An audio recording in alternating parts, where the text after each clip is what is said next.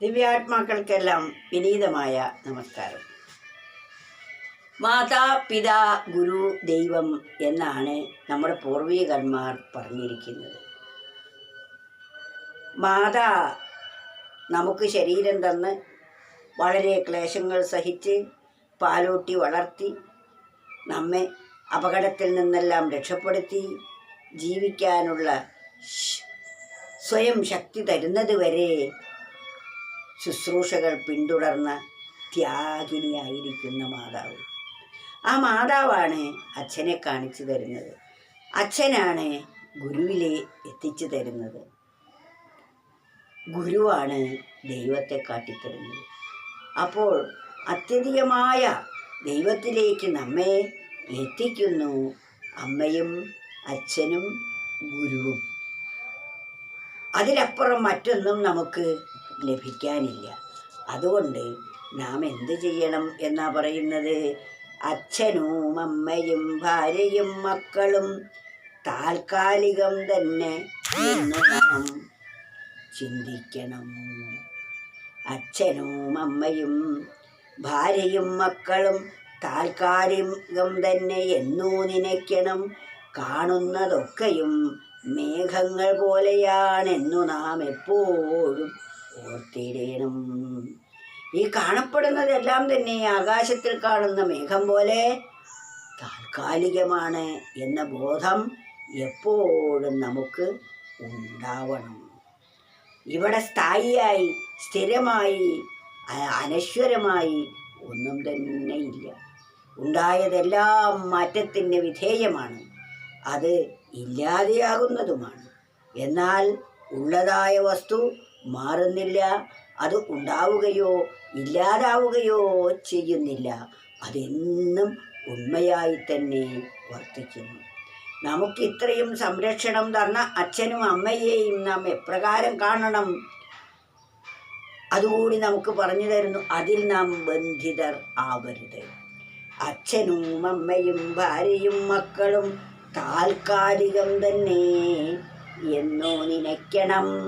എന്നുമെന്നും അവർ നമ്മോടൊപ്പം ഉണ്ടാവുകയില്ല. താൽക്കാലികമാണ്. ഏതുപോലെ? ആകാശത്തിൽ കാണുന്ന മേഘങ്ങൾ പോലെ. മേഘം എവിടെ നിന്നോ വന്നു ചേർന്നു, അതെവിടേക്കോ പോവുകയും ചെയ്യുന്നു. മേഘം പോലെയാണ് ഈ കാണുന്ന ബന്ധങ്ങളും വസ്തുക്കളും സമ്പത്തും ആരോഗ്യവും ശരീരവും എല്ലാം അപ്രകാരമാണ് എന്ന് നാം ബോധിക്കണം. ഇന്ന് നാം ഇഷ്ടപ്പെട്ട വസ്തുക്കൾ എൻ്റെ കാലം കഴിയുന്നത് വരെ എനിക്ക് അനുഭവിക്കണം എന്ന് മോഹിച്ചാൽ അത് സാധിച്ചു എന്ന് വരില്ല.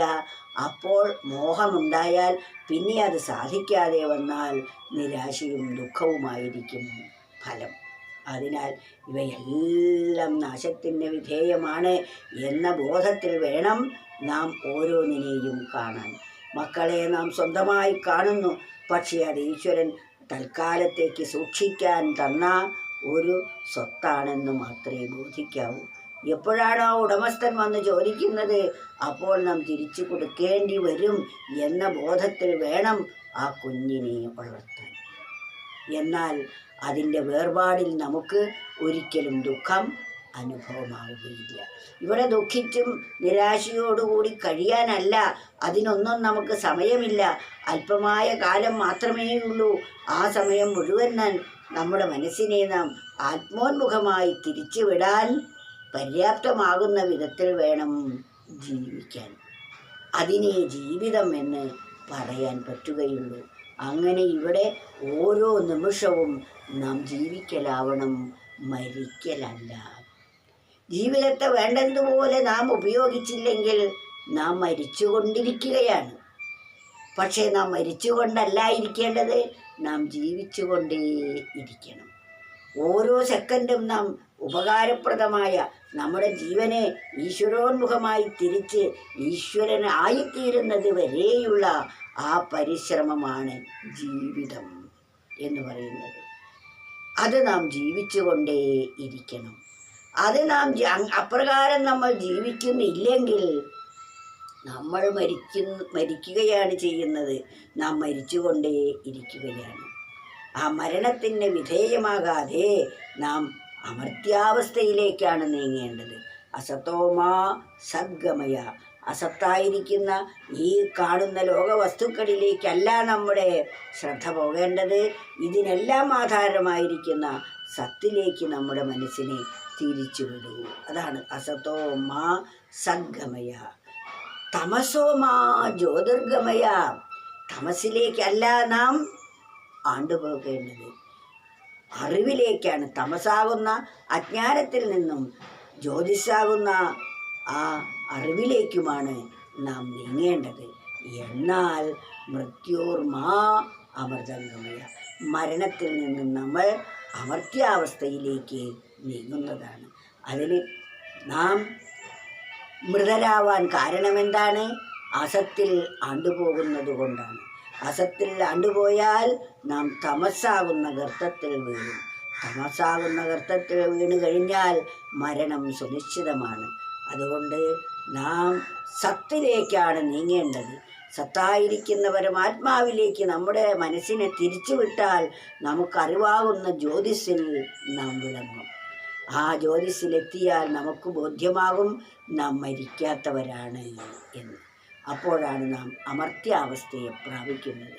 അമർത്യാവസ്ഥയെ പ്രാപിക്കണമെങ്കിൽ അസതോമാ സദ്ഗമയ, തമസോമാ ജ്യോതിർഗമയ, മൃത്യോർമാ അമൃതംഗമയ.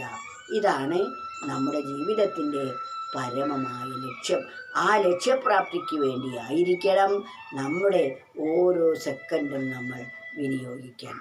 അമ്മയും അച്ഛനും ഭാര്യയും മക്കളും താൽക്കാലികം തന്നെ എന്നു നനയ്ക്കണം.